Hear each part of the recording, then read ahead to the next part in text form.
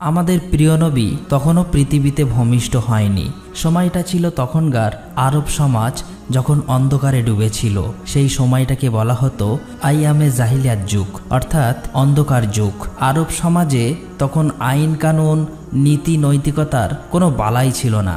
বেহায়াপনা, নোংরামি আর অশ্লীলতায় সমগ্র সমাজ যেন ডুবেছিল। সেই সময় নারীদের কোনো অধিকার ছিল না। নারীদের উপর চলতো নানান অত্যাচার ও নির্যাতন। এমনকি অনেক সময় কন্যা সন্তানদের জীবিত কবর দেওয়া হতো। এতে মানুষের মনে বিন্দুমাত্র মায়া, মমতা, ভালোবাসা ছিল না। নারীদেরকে সেই সময় ভোগের পণ্য মনে করা হতো। এমনকি বাজারে নারী পুরুষের দাসদাসী হিসাবে বেচাকেনা করার রীতি ছিল। সেই সময় বিভিন্ন প্রান্ত থেকে মুসলিমরা মক্কায় কাবা তোয়াফ করার জন্য আসলেও কাবাঘরের ভিতরে ছিল ৩৬০টি মূর্তি। কারণ মক্কায় তখন মুসলিমদের পাশাপাশি খ্রিস্টান, ইহুদি সহ বিভিন্ন গোত্রের মানুষ ব্যবসার জন্য স্থায়ী বা অস্থায়ীভাবে বসবাস করত, যাদের মধ্যে কাফের ও মুশরিকদের সংখ্যা অনেক বেশি হওয়ায় তাদের দাপট ছিল অনেক বেশি। এরপর সময় এসেছিল ৫৭০ খ্রিস্টাব্দে। তখন মক্কার নেতা ছিলেন নবীজির দাদা এবং কুরাইশ বংশের প্রধান আব্দুল মুত্তালিব, যিনি কাবাঘরের রক্ষণাবেক্ষণের দায়িত্বে ছিলেন। আর নবীজি তখন মা আমিনার গর্ভে। এর মধ্যে হঠাৎ একদিন আরবে বিশাল হস্তি বাহিনীকে দেখা যায়, যারা ক্রমশ মক্কার দিকে এগিয়ে আসছে এবং মানুষজন তাদের ভয়ে বাড়িঘর ছেড়ে পালাচ্ছে। কারণ সেই হস্তি বাহিনীকে প্রতিহত করার মতো শক্তি তাদের ছিল না। এমনকি ততক্ষণে সেই হস্তি বাহিনী মক্কার অনেকেরই ধরে নির্যাতন করতে শুরু করেছে এবং নবীজির দাদা আব্দুল মুত্তালিবের ২০০ উট সহ মক্কাবাসীর সমস্ত উট কেড়ে নিয়েছে, যাতে তারা তাদের সাথে লড়াই করতে না পারে। ঠিক তখনই দেখা যায় নবীজির চাচা আবু তালেব এসে আব্দুল মুত্তালিবকে মক্কার পরিস্থিতি সম্পর্কে জানায় এবং বলে, বাবা, আমরা ওই হস্তি বাহিনীর সাথে বিবাদ করে পারবো না, বরং আমরা আত্মসমর্পণ করি। আব্দুল মুত্তালিব তখন তার ছেলে আবু তালেবকে নিয়ে রওনা হয় হস্তি বাহিনীর প্রধানের সাথে দেখা করতে। আর এই হস্তি বাহিনীর প্রধান হলেন মক্কার পার্শ্ববর্তী এলাকা ইয়ামেনের শাসক আব্রাহা। তার ছিল অনেক ক্ষমতা ও শক্তির অধিকারী। মূলত আরব সমাজ যখন অন্ধকারে ডুবে থাকলেও সমগ্র পৃথিবীর বেশিরভাগ মানুষ জেনে গিয়েছিল যে ইসলাম ধর্ম হলো পৃথিবীর শ্রেষ্ঠ ধর্ম, সত্য ধর্ম এবং শান্তির ধর্ম। তাই বিভিন্ন প্রান্তের মানুষেরা তখন ইসলাম গ্রহণ করছিল এবং দলে দলে হজ করার জন্য মক্কায় আসত। ইসলাম ধর্ম এবং কাবার এতটা গ্রহণযোগ্যতা দেখে আব্রাহা তার ক্ষমতার দাপটে ইয়ামেনের রাজধানী সানাতে হুবাহু কাবার মতো একটি গির্জা তৈরি করে। কারণ আব্রাহা চেয়েছিল মানুষ খ্রিস্টান ধর্ম গ্রহণ করুক এবং তার তৈরি গির্জাতে বেশি বেশি আসুক। কিন্তু আব্রাহা যখন দেখে যে তার চাওয়া কোনোভাবেই পূরণ হচ্ছিল না, আব্রাহা তখন রাগে ক্রোধে ফেটে পড়ে। আর সেই কারণেই আব্রাহা একদিন সিদ্ধান্ত নেয় যে কাবা ঘরকে সে ভেঙে দেবে। তারপর আব্রাহা তার ৬০,০০০ সৈন্য নিয়ে এবং ১৩টি হাতি নিয়ে মক্কার দিকে আসতে থাকে। এর মধ্যে আব্দুল মুত্তালিব সেখানে পৌঁছে যায় এবং আব্রাহাকে বলে, আমি আপনাকে সতর্ক করছি, আপনি যে ঘরটাকে ধ্বংস করতে চাইছেন সেটা আল্লাহর ঘর, তাই এমন বিপজ্জনক কাজ থেকে দূরে থাকুন। কিন্তু আব্রাহা তার কোনো কথাই শুনতে চাইছিল না। আব্দুল মুত্তালিব তখন তাকে বলে যে, আপনি আমার উট ফেরত দিন। এই কথা শুনে আব্রাহা বেশ অবাক হয়ে যায় এবং বলে যে, আমি আপনাদের প্রিয় উপাসনালয় ধ্বংস করে দিচ্ছি, যেখানে আপনাদের বাবা দাদারাও ইবাদত করে এসেছিল। ফলে আপনাদের মান সম্মান এবং প্রতিপ্রতি সবকিছুই ধুলাই মিশে যাবে। অথচ এই বিষয়ে কোনো চিন্তা না করে আপনি কিনা এসেছেন আপনার উট ফিরিয়ে নিতে। আব্দুল মুত্তালিব তখন বলে, আমি আমার উটের মালিক, তাই আমার উট আমি নিজেই ফেরত নিতে এসেছি। কিন্তু এই মক্কা এবং কাবাঘরের মালিক হলেন আল্লাহ। অবশ্যই আমি নিশ্চিত এই কাবাঘরকে আল্লাহ নিজেই রক্ষা করবেন। উত্তরে আব্রাহা তখন বলে, আজকে আমি এটাও দেখতে চাই কিভাবে তোমার আল্লাহ কাবাঘরকে আমার হাত থেকে রক্ষা করে। এরপরে আব্রাহা আব্দুল মুত্তালিবকে তার উটগুলো ফেরত দেয় এবং আব্দুল মুত্তালিব তার বাড়িতে ফিরে আসে। পরের দিন সকালে আব্রাহা তার হাতি বাহিনীকে নিয়ে মক্কায় প্রবেশ করতে যাচ্ছিল। কিন্তু হাতিগুলো যখন কাবাঘরের সীমানার মধ্যে চলে আসে, তখন তারা আর সামনের দিকে এগোতে চাইছিল না। তাদের পাগুলো যেন পাথর হয়ে গিয়েছে এবং কিসে যেন আটকে পড়েছে। আব্রাহা এবং তার সৈন্যরা তখন একটু চালাকি করে জোর করে তারা হাতিগুলোর মুখ অন্যদিকে ঘুরিয়ে দেয় এবং হাতিগুলোকে তারা ভালো ভালো খাবার খেতে দেয় আর সেই সমস্ত খাবারগুলো ছড়িয়ে দেয় ঠিক কাবা ঘরের সামনে। হাতিগুলো তখন সেই খাবারের লোভে আবারও কাবা ঘরের দিকে এগিয়ে যেতে থাকে। এদিকে আব্দুল মোত্তালেব অনেক চিন্তিত হয়ে পড়ে। ভারাক্রান্ত মন নিয়ে আব্দুল মোত্তালেব কাবা ঘরের সামনে চলে আসে। কাবা ঘরের দরজায় একটি শিকল ছিল। আব্দুল মোত্তালেব সেই শিকলটিকে শক্ত করে চেপে ধরে আর কাবা ঘরের দরজার উপর মাথা রাখে। এরপর মহান আল্লাহ তাআলার কাছে দোয়া করে বলে, হে আল্লাহ, এই ঘর তোমার আর এই ঘরকে রক্ষা করার দায়িত্ব তোমার। আমরা তো শুধুমাত্র তোমার গোলাম, তোমারই বান্দা। আমাদের পক্ষে আর কিছুই করার সম্ভব হচ্ছে না। এখন এই ঘরকে তুমি রক্ষা করো। কথাগুলো বলতে বলতে তার চোখ দিয়ে অশ্রু গড়িয়ে পড়ছিল। কিন্তু ঠিক তখনই আকাশ থেকে আব্দুল মোত্তালেব একটা আওয়াজ শুনতে পায়। তাই সে ধীরে ধীরে সামনের দিকে এগিয়ে আসে। ঠিক তখনই তিনি দেখতে পায় আকাশ থেকে শত শত আবাবিল পাখি ধেয়ে আসছে মক্কার দিকে। আব্দুল মোত্তালেব এক দৃষ্টিতে পাখিগুলোর দিকে তাকিয়েছিল আর মনে মনে ভাবছিল, এটাই হয়তো আল্লাহর কাছ থেকে প্রেরিত রহমত, যেটা আজ কাবা ঘরকে রক্ষা করবে। তা না হলে এত আবাবিল পাখি কেন এখানে আসছে? আবার প্রতিটি পাখির কাছে 3টি করে পাথর ছিল। একটি পাথর ছিল তাদের মুখে আর বাকি 2টি পাথর ছিল তাদের পায়ে। মোত্তালিব দেখতে পায় সমস্ত আবাবিল পাখি কাবা শরীফ ঘিরে ফেলেছে, এমনকি তারা সেখানে কাবা শরীফ তওয়াফ করছে। তখন তিনি বুঝে যায় যে পৃথিবীর কোনো শক্তি আজ কাবা শরীফকে ধ্বংস করতে পারবে না। এরপর সমস্ত আবাবিল পাখি ছুটে চলে যায় আব্রাহার হস্তি বাহিনী এবং সৈন্যর দিকে। আব্রাহার সৈন্য বাহিনীরা আবাবিল পাখিগুলি দেখে অনেক ভয় পেয়ে যায়। তারা তখন সেখান থেকে পালিয়ে যাবার চেষ্টা করে, কিন্তু ততক্ষণে সমস্ত আবাবিল পাখি তাদের সঙ্গে থাকা পাথরগুলো আব্রাহার হস্তি বাহিনী এবং সৈন্যদের উপর পাথরগুলো বৃষ্টির মতো ফেলতে থাকে। ফলে দেখা যায় প্রতিটি পাথর সৈন্যদের শরীর ভেদ করে ঢুকে যাচ্ছে। এতে মুহূর্তের মধ্যে সকল সৈন্যরা মারা যায়, এমনকি আব্রাহা এখানেই মারা গিয়েছিল। আল্লাহ তাআলা এই কাফেরদেরকে ধ্বংস করে দেয়।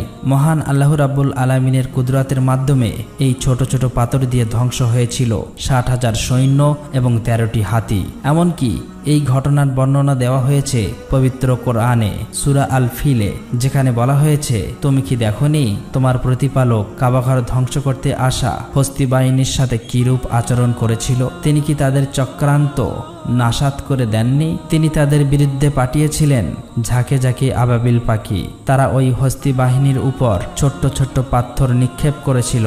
অতঃপর ওই হস্তি বাহিনী পরিণত হয়েছিল ভক্ষিত ভূষির ন্যায়। আর এভাবেই ওই দিন কাবা ঘর রক্ষা করেছিল মহান আল্লাহ তাআলা। এই ঘটনার পর প্রায় 2 মাস কেটে যায়। এরপর আমরা একটি রাতের ঘটনা দেখতে পাই। মক্কাবাসীরা সেদিন নিজ নিজ কাজে ব্যস্ত ছিল। নবীজির দাদা আব্দুল মোত্তালিব সেদিন রাত্রে কাবা শরীফের ছাদের উপর দাঁড়িয়েছিল। হঠাৎ করে সেদিন আকাশে তিনি প্রজ্বলিত আলো দেখতে পায়, যেটা আরব থেকে পূর্ব অঞ্চল সহ সমগ্র বিশ্ব ছড়িয়ে পড়ে। আলোটিকে দেখে আব্দুল মোত্তালিব অনেক অবাক হয়ে যায়। এরপর তিনি দৌড়ে নিচে চলে আসে। এখানে তিনি দেখেন যে কাবা শরীফের ভিতরে বিভিন্ন পূজারীদের রাখা 360টি যে মূর্তি ছিল সেগুলি সব আপনা আপনি ভেঙে পড়ছে। এরপর তিনি কাবা ঘর থেকে বাইরে এসে দেখে যে কুফা এবং সিরিয়ার মধ্যবর্তী স্থানে পানি প্রবাহ শুরু হয়েছে, অথচ বহু বছর ধরে এখানে কেউ পানি দেখেননি। ঠিক তখনই আব্দুল মোত্তালিব তার ঘরের দিকে চোখ পড়ে। তিনি তখন দেখতে পায় আজকে তার ঘরের মধ্যে থেকে অদ্ভুত এক ধরনের নূরের আলো বের হচ্ছে, যেটা এর আগে তিনি কখনোই কোনোদিন দেখেননি। আব্দুল মোত্তালিব তখন ধীরে ধীরে তার ঘরের দিকে এগিয়ে যেতে থাকে, কিন্তু যখন তিনি তার ঘরের দরজার কাছে পৌঁছায় তখন তিনি দেখেন যে মা আমিনার কোলজুড়ে একটি ফুটফুটে শিশুর জন্ম হয়েছে, যার শরীর থেকে অসম্ভব পরিমাণের নূরের আলো বের হচ্ছে। এটা দেখে আব্দুল মোত্তালিবের চোখ দিয়ে পানি চলে আসে, কারণ সেই সময়ে আরবের অন্ধকার সমাজে প্রদীপের আলো হয়ে আসেন প্রিয় নবী হযরত মুহাম্মদ সাল্লাল্লাহু আলাইহি ওয়াসাল্লাম। পরের দিন আব্দুল মোত্তালিব তার নাতির আকিকার জন্য উট জবাই করে গরিব দুঃখী মানুষদেরকে খাওয়ায়। সেখানে তাকে সাহায্য করছিল তার ছেলে আবু তালেব। তখন সেখানে আবু তালেবের বড় ভাই অর্থাৎ নবীজির চাচা আবু লাহাব আসেন, তবে গরিবদের সাথে একসাথে বসে খেতে হবে বলে বাড়ির দরজা থেকে চলে যান। আসলে আসলেই আবুল আহাব অনেক অহংকারী লোক ছিলেন। অন্যদিকে মা আমিনার বুকে দুধ ছিল না, তাই শিশু নবী মুহাম্মদ সাল্লাল্লাহু আলাইহি ওয়াসাল্লামকে দুধ খাওয়ানোর জন্য একজন মহিলাকে ডাকা হয়। সে ছিল আবুল আহাবের স্ত্রীর দাসী। তাই আবুল আহাব ঘরে ফেরার পর তার স্ত্রী তার সাথে অনেক রাগারাগি করে, কেন তার দাসীকে এই কাজের জন্য নেওয়া হলো। আসলেই আবুল আহাবের স্ত্রীও অহংকারী ছিল। অন্যদিকে দেখা যায় ইহুদিরা একসাথে বসে কথা বলছিল। তারা বুঝতে পেরেছে কোনো এক বিশেষ শিশুর জন্ম হয়েছে, কারণ এই ব্যাপারেও তাদের ধর্মগ্রন্থে স্পষ্টভাবে উল্লেখ ছিল। ফলে যেদিন রাতে প্রিয় নবীর জন্ম হয়, সেই দিন রাতের আকাশে সেই নূরের আলো দেখেই খ্রিস্টান এবং ইহুদি ধর্মের গুরুরা বুঝে গিয়েছিল এবার সে শিশু পৃথিবীতে আগমন করেছে। তবে ইহুদিরা বেশি চিন্তিত ছিল, কারণ তারা জানতে পেরেছিল যে কোনো ইহুদির ঘরে এমন শিশুর জন্ম হয়নি, তাহলে সেই শিশুটিকে কে হতে পারে। আর এই জন্যই তারা সেখানকার অনেক বাচ্চাকে কিনতে চায়, যেন সেই শিশুটি তাদের দলে আসে। এমনকি টাকার বিনিময়ে অনেক ভণ্ড মহিলার দায়িত্ব দেয় শরীরে কোনো বিশেষ দাগের মাধ্যমে শিশু নবীজিকে খুঁজে বার করার জন্য। একদিন দেখা যায় বাচ্চাদের নাম রাখার উৎসব চলছে। সেখানে বিভিন্ন বাচ্চাদের নাম ঘোষণা করা হচ্ছে আর সবাই মিলে আনন্দ করছে। এর মধ্যে সেখানে আব্দুল মোত্তালেব আসেন শিশু নবীজিকে কোলে নিয়ে তার নাম রাখার জন্য। আব্দুল মোত্তালেব প্রথমে সেই কালো পাথরে হাত রাখেন, তখনই দেখা যায় কাবার সেই দরজার হাতলটি দরজায় বাড়ি মারছিল আর শিশু নবীর শরীর থেকে নূরের আলো বের হচ্ছিল। আব্দুল মোত্তালেব তখন সবার সামনে জনসম্মুখে শিশুটির নাম ঘোষণা করেন মুহাম্মদ। এটা শুনে সেখানে থাকা বিভিন্ন গোত্রের মানুষেরা বলতে থাকে যে এটা আবার কি নাম, এটা তো আমাদের কোনো দেবদেবীর নামের সাথে মেলে না। আসলেই তারা আগে কখনোই মোহাম্মদ নামটি শোনেনি, তাই সেখানে থাকা মানুষগুলো এটা নিয়ে বলাবলি করছিল। তখন সেখানে আবু তালেব সবার সামনে এসে বলে, হে লোক সকল, তোমরা থামো, এই শিশুটির নাম রাখা হয়ে গিয়েছে আর তোমরা কখনোই তা পরিবর্তন করতে পারবে না। এই বলে তিনি সবাইকে থামিয়ে দেন এবং সবাই তার স্বাচ্ছন্দ্যে মেনে নেন। এরপর দেখা যায় আবুল আহাব তার স্ত্রীর সেই দাসীকে ফেরত নিতে এসেছে, যে শিশু নবীকে প্রথমবার দুধ পান করিয়েছিল। ফলে ক্ষুধার্ত নবীজি আর দুধ পান করতে পারছে না। এ নিয়ে আব্দুল মোত্তালেব সরাসরি আবুল আহাবের কাছে আসে এবং এর কারণ জানতে চায়। আবুল আহাব তখন বলে, ওই দাসীকে আমার স্ত্রীর উপহার দিয়েছিলাম, তাই তার মালিক হলেন আমার স্ত্রী। এটা শুনে আব্দুল মোত্তালেব বললেন, তুমি মোহাম্মদের চাচা হয়েও এই কথা বলছো? অথচ আমি তো সব সময় মোহাম্মদের জন্য জীবন দিতে প্রস্তুত। তবে আল্লাহই তো মহান, তাই শিশু মোহাম্মদকে বেশি দিন দুগ্ধ কষ্টে থাকতে হয়নি। কারণ সে সময় আরবের রীতি ছিল যে সন্তান জন্ম নেওয়ার পর তাকে দুধপান করানোর জন্য এবং মরুভূমি থেকে দূরের মুক্ত আবহাওয়ায় লালন পালন করানোর জন্য বেদুইন মহিলাদের কাছে দিয়ে দেওয়া হতো এবং নির্দিষ্ট সময়ের পর আবার ফেরত নেওয়া হতো। এর আরেকটি কারণ ছিল বাচ্চাদের বিশুদ্ধ আরবি শেখানো, আর সবকিছুর জন্য বেদুইন মহিলাদের ভালো পরিমাণ অর্থ দেওয়া হতো। প্রতি বছরে একবার করে বেদুইন মহিলারা মক্কায় আসতো বাচ্চা দত্তক নিতে। এবারেও অনেক দম্পতি মক্কায় এসেছে। এর মধ্যে একজন দম্পতিকে দেখা যায় তারা বেশ ক্লান্ত ছিল আর তাদের উটটাও ক্লান্ত ছিল, কারণ মরুভূমির উত্তপ্ত গরমের মধ্য দিয়ে অনেক দূরের পথ পাড়ি দিয়ে এখানে আসতে হয়েছে তাদের। তাই প্রথমে তারা বাধ্য হয়ে তাদের উটকে কম দামে বিক্রি করে দেয় এবং বাচ্চা খুঁজতে থাকে। তারা আসতে দেরি করায় ততক্ষণে সব বাচ্চা দত্তক নিয়ে ফেলেছে অন্যান্য মহিলারা। এটা দেখে তাদের মন কিছুটা খারাপ হয়ে যায়। এদিকে কসাই যখন তাদের উটটাকে জবাই করতে যাবে, ঠিক তখনই উটটা উঠে দৌড় দেয় এবং নবীজির বাড়িতে প্রবেশ করে। এটা দেখে ওই মহিলার স্ত্রীও উটের পিছন পিছন নবীজির বাড়িতে প্রবেশ করে। তখন নবীজির মা আমিনা ওই মহিলাকে খুবই ক্লান্ত ও ক্ষুধার্ত দেখে খাওয়ানোর জন্য তাকে ঘরে নিয়ে যায় আর তার শিশু বাচ্চাটিকে দোলনায় শুইয়ে দিতে বলেন। মহিলাটি যখন তার বাচ্চাকে দোলনায় রাখতে যায়, তখন তিনি শিশু মোহাম্মদকে দেখতে পান, যার শরীর থেকে নূরের আলো চমকাচ্ছিল। সেই মহিলা তখন নবীজিকে কোলে তুলে নেন এবং তাকে ক্ষুধার্ত দেখে নিজের দুধ পান করান। আর এই মহিলাই ছিলেন নবীজির দুদুমা হালিমা। আসলে নবীজিকে লালন পালনের জন্য বেশি টাকা দেওয়ার সামর্থ্য নেই বলে নবীজিকে তখনও কেউ দত্তক নেয়নি। আসলেই নবীজিকে লালন পালনের জন্য বেশি টাকা দেওয়ার সামর্থ্য নেই বলে নবীজিকে তখনও কেউ দত্তক নেয়নি। তাই নবীজির দাদা আব্দুল মোত্তালেব এবং মা আমিনা শিশু নবীজিকে লালন পালনের জন্য এ ব্যাপারে কথা বলেন হালিমা এবং তার স্বামীর সাথে। মা হালিমা এবং তার স্বামী তাতে রাজি হয়ে যায়, যদিও তারা জানতো এই ব্যাপারে তারা ভালো কোনো অর্থ পাবে না। এরপর দেখা যায় মা আমিনা নিজে অনেক কষ্ট পেলেও নবীজিকে দুধমা হালিমার কাছে দিয়ে দেন এবং তাদেরকে দুটি উট এবং একটি গাদা দেওয়া হয়েছিল। হালিমা যখন নবীজিকে নিয়ে তার এলাকায় প্রবেশ করে তখন সেখানে বৃষ্টি শুরু হয়েছে, অথচ এর আগে বহু বছর এখানে বৃষ্টি হয়নি। পাশাপাশি নবীজি আসার পর থেকেই দুধমা হালিমার ঘর যেন আল্লাহর রহমতে ভরে গিয়েছে। আর এভাবেই কেটে যায় 2 বছর এবং চুক্তি শেষ হওয়ার কারণে দুধমা হালিমা এবং তার স্বামী প্রিয় নবীজিকে ফেরত দেওয়ার জন্য তার মা আমিনার কাছে নিয়ে আসে। নবীজি আসার সাথে সাথেই কাবা ঘর আলোয় ভরে ওঠে। অন্যদিকে মা আমিনা নবীজিকে দেখে খুশিতে কেঁদে ফেলে, কিন্তু কাবার আশেপাশে তখন একটি মহামারী রোগ ছড়িয়ে পড়েছিল। সেই সাথে নবীজির দাদা আব্দুল মোত্তালেব জানতে পারেন যে ইহুদিরা তখনও নবীজিকে খুঁজে বার করার চেষ্টা করছে। তাই খারাপ কিছুর আশঙ্কা থেকে নবীজিকে রক্ষা করতে আবারও নবীজিকে হালিমার সাথে পাঠিয়ে দেয়। এরপর কেটে যায় আরো 2 বছর। এর মধ্যে হঠাৎ একদিন নবীজির দুধমা হালিমা ভীষণ অসুস্থ হয়ে পড়েন। সেখানকার কবিরাজ এবং তান্ত্রিকরা এসে হালিমাকে সুস্থ করে তোলার চেষ্টা করছে, কিন্তু নবীজি এটা দেখে তান্ত্রিকদের সরিয়ে দেয়। যখনই নবীজি দুধমা হালিমার হাতে হাত রাখে তখনই দেখা যায় দুধমা হালিমা বেশ সুস্থ হয়ে গিয়েছে। আর এটা দেখে তান্ত্রিকরা অবাক হয়ে যায় এবং সেখান থেকে চলে যায়। তবে তান্ত্রিকরা বুঝে গিয়েছিল যে এই সেই বিশেষ শিশু, আর এই খবরটি তান্ত্রিকরা ইহুদিদেরকে জানিয়ে দেয়। ফলে নবীজিকে নেওয়ার জন্য শত্রুরা বিভিন্নভাবে হালিমার ঘরে আক্রমণ শুরু করে। আর এ থেকে হালিমা এবং তার স্বামী নবীজিকে রক্ষা করলেও তারা খারাপ কিছুর আশঙ্কা বুঝতে পেরে হালিমার স্বামী নবীজিকে নিয়ে মক্কার একটি পাহাড়ের উদ্দেশ্যে রওনা হয়। তবে এবারে বিদায় নেওয়ার সময় দুধমা হালিমা কান্নায় ভেঙে পড়ে। নবীজির দাদা এই খবর জানতে পেরে নবীজির কাছে চলে আসেন, আর গুহার মধ্যেই দাদা নাতি কাটিয়ে দেয় প্রায় 1 বছরের বেশি সময়। নবীজির উপস্থিতিতে মরুভূমি তখন প্রাণোচ্ছল হয়ে উঠেছিল। এরপর একদিন মা আমিনা সেই গুহা থেকে নবীজিকে নিয়ে মদিনাতে আসেন তার আত্মীয় স্বজনদের সাথে দেখা করতে এবং তার স্বামী অর্থাৎ নবীজির পিতা আব্দুল্লাহর কবর জিয়ারাত করতে। মূলত নবীজির জন্মের 2 মাস আগেই ব্যবসার কাজে আব্দুল্লাহ মদিনায় এসেছিলেন এবং সেখানে অসুস্থ হয়ে ইন্তেকাল করেছিলেন। তাই মদিনাতেই নবীজির পিতা দাফন করা হয়েছিল।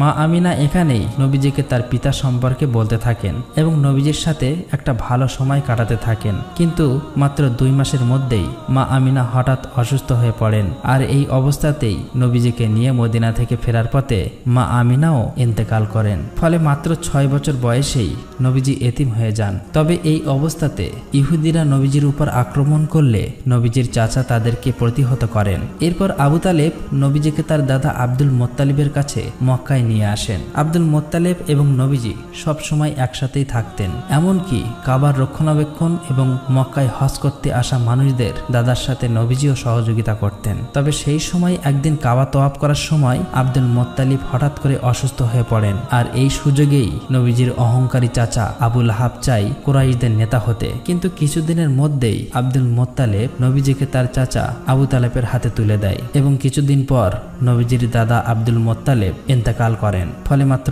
8 বছর বয়সে নবীজি একেবারেই একা হয়ে যায়। এরপর চাচা আবু তালেবের সঙ্গে নবীজি মক্কাতে জীবনযাপন করতে থাকে। সেখানে নবীজি ছাগল চড়ানো সহ বিভিন্ন কাজ করতেন। তবে একদিন নবীজি দেখেন যে নবীজির সেই অহংকারী চাচা আবু লাহাব সোয়াইব নামের একজন দাসীকে অন্যের কাছে বিক্রি করে দিচ্ছে। কিন্তু সোয়াইবের স্বামী সেটা না করার জন্য আবু লাহাবকে অনুরোধ করতে থাকেন, কারণ সে অসুস্থ ছিল। উত্তরে আবু লাহাব বলেন, আমার পাওনা অর্থ ফেরত দিয়ে দিলে আমি তাকে আর বিক্রি করব না। তখন পাশে দাঁড়িয়ে থাকা নবীজি চাচা আবু লাহাবকে বললেন, সোয়াইবকে আপনি ছেড়ে দিন, আর আমি নিজেই আপনার অর্থ ফেরত দেব। নবীজির এই মহানুভবের কারণে সোয়াইব সেদিন ছাড়া পেয়ে যায়। মূলত সোয়াইব ছিলেন সেই মহিলা যিনি নবীজিকে সর্বপ্রথম দুধ পান করিয়েছিলেন। এরপর আরেকদিন নবীজি দেখেন যে একজন লোক তার কন্যা সন্তানকে জীবন্ত কবর দিতে যাচ্ছে। আর সেই সময় লোকটির স্ত্রী তার স্বামীর পায়ে ধরে কান্না করে এটি না করার জন্য অনুরোধ করছে। নবীজি তখন শিশু বাচ্চাটিকে কোলে নিয়ে লোকটির কাছে আসে এবং লোকটিকে বোঝান যে কন্যা সন্তান হলো পিতামাতার জন্য রহমত স্বরূপ। নবীজির কথা শুনে লোকটির মন মায়া মমতায় ভরে ওঠে এবং তার কন্যা সন্তানকে নিজেই কোলে নিয়ে নেয়। এভাবেই দেখতে দেখতে নবীজির বয়স হয়ে যায় 12 বছর। এদিকে তার চাচা আবু তালেব যেহেতু ব্যবসায়ী ছিলেন, তাই আরবের নিয়ম অনুযায়ী প্রতি বছরেই একবার সিরিয়া সফরে যেতেন। তখন নবীজিও বায়না ধরলেন তার চাচার সাথে এবারও সিরিয়া সফরে যাবেন। যাত্রা শুরু করার পর প্রতিমধ্যেই বসরা নামের একটি জায়গায় তারা তাঁবু ফেলেন। আর সেই শহরেই একটি গির্জায় ইহুদিদের একজন ধর্মগুরু ছিলেন, যিনি নবীজি এবং তার চাচা আবু তালেব সহ কাফেলার সমস্ত লোকের একটি দাওয়াত খাওয়ায়। এই সময় বালক মোহাম্মদকে দেখে বুঝতে পারেন যে তিনি হলেন শেষ এবং সর্বশ্রেষ্ঠ নবী। এটা যেমনি তাদের ধর্মগ্রন্থে লেখা ছিল, তেমনি তার অন্তর্দৃষ্টি থেকে দেখতে পেয়েছিলেন। এরপর তিনি আবু তালেবকে বলেন যে মোহাম্মদ এখন তোমার আশ্রয়ে আছে, তাই তোমার আরো বেশি সতর্ক হওয়া উচিত। এবং এটাও বলেন যে মোহাম্মদকে নিয়ে তোমার সিরিয়া যাওয়া উচিত হবে না, কারণ সেখানকার ইহুদিরা তাকে ক্ষতি করতে পারে। তাই আবু তালেব তার সিরিয়া যাওয়ার সিদ্ধান্ত বদলে আবারও মক্কার দিকে ফিরে আসতে শুরু করে। তবে প্রতিমধ্যেই তারা সেই ইহুদিকে আহত অবস্থায় দেখতে পায়, যে কিনা বারবার মুহাম্মদ সাল্লাল্লাহু আলাইহি সাল্লামকে ক্ষতি করতে চেয়েছিল। নবীজি তখন তার ঘোড়া থেকে নেমে সেই ইহুদির মুখে পানি তুলে দেয় আর তাকে সমুদ্রের একটি জায়গায় নিয়ে আসেন। সেখানে নবীজি দেখতে পান যে একটি মূর্তির সাথে শিকল দিয়ে একটি মহিলাও দুটি বাচ্চাকে বেঁধে রাখা হয়েছে কুরবানি দেওয়ার জন্য। আর অন্যদিকে সেখানকার জেলে সম্প্রদায়রা পূজা করছে যেন তাদের দেবতা এই কুরবানি কবুল করে, এবং জেলেদেরকে প্রচুর ধনসম্পদ দান করেন। কিন্তু প্রিয় নবী হযরত মুহাম্মদ সাল্লাল্লাহু আলাইহি সাল্লাম সেটা দেখে সেই মহিলা ও বাচ্চাদের শেকল খুলে দিতে লাগলে সেখানকার জেলেরা নবীজিকে থামাতে যায়। আর ঠিক তখনই সমুদ্রের ঢেউ এমন ভাবে ওঠে যে সেই মূর্তি ভেঙে পড়ে এবং সেখানকার পূজারীরা ঘরের ভিতরে চলে যায়। কিছুক্ষণ পরে সেই ঢেউ থামার পর দেখা যায় প্রচুর মাছ সমুদ্রের ধারে এসে জমা হয়েছে। এটা দেখে জেলেরা অবাক হয়ে যায় এবং দ্রুত সেই মাছগুলো ধরতে থাকে। আর দূর থেকে এইসব দেখে সেই ইহুদি লোকটি অবাক হয়ে যায়। আসলে আল্লাহ পাকের কাছে এটা নবীজির দোয়া ছিল। শেষ দৃশ্যে দেখা যায় আবু তালেব বৃদ্ধ হয়ে গিয়েছে, আর তিনি কাবার সামনে দাঁড়িয়ে মক্কার সমস্ত লোককে আহ্বান করছে কোনো রকম দ্বন্দ্ব বিবাদ ছাড়া ইসলামের পথে ফিরে আসতে এবং শান্তিপূর্ণ জীবনযাপন করতে। কিন্তু তখনও সেখানকার কিছু নেতারা আবু তালেব এবং হযরত মুহাম্মদ সাল্লাল্লাহু আলাইহি সাল্লামকে মিথ্যা প্রমাণ করতে চায়। তবে মক্কার মানুষ ততদিন পরিষ্কার হয়ে গিয়েছিল হযরত মুহাম্মদ সাল্লাল্লাহু আলাইহি সাল্লাম হলেন শেষ নবী এবং সর্বশ্রেষ্ঠ নবী। তাই তার ধর্মই হলো সর্বশ্রেষ্ঠ এবং সত্য ও শান্তির ধর্ম।